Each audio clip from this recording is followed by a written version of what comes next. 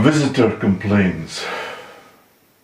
"Hey man," he said, "I like your poems better when you were puking and living with whores and hitting bars and ending up in the drunk tank and getting into alley fights." Then he went on to talk about and read his own down-to-earth poems. What some poets and pundits don't realise is how ridiculous it is to cling forever to the same subject matter. In time the whores wear thin, their hard vision, their curses, their tiny endearments become more than deadly. And as for puking, you can soon get too much of that, especially when it leads to a stinking bed in the charity ward. And as for alley fights, I was never too good a warrior.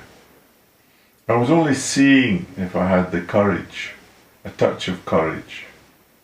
I found some, and finding that, there was no further need to explore. I mean, you can describe a harsh lifestyle in your poems, but sooner or later, you will find it's time to move on. If you hang on too long, the subject matter gets thin and tiresome.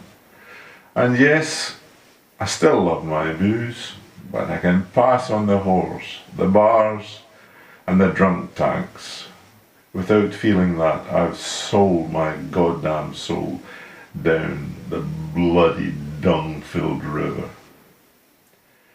Some pundits would be delighted if my poems again found me in some Skid Row alley, with face bashed in and flies swarming the emptiness of me.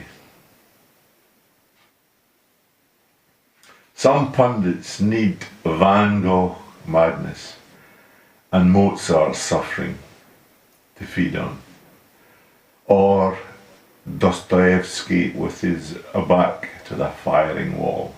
Some pundits consider misfortune to be the only viable art form. As for Van Gogh, Mozart, Dostoevsky, etc., I say that they did neither choose nor welcome their pain nor suffering. Of course, I didn't tell this to my poet visitor. He was too busy belching and farting and woofing and poofing and gurgling the libations I offered him, as he read to me his own exploits in the almighty gutter, which were hardly believable and bordered on farce. That loud voice, those hairy eyebrows that delight in personal misfortune, as if living badly was a triumph and a very proud achievement. His feet planted flat on my floor, he gave me a gut pain he claimed was so very necessary and grand.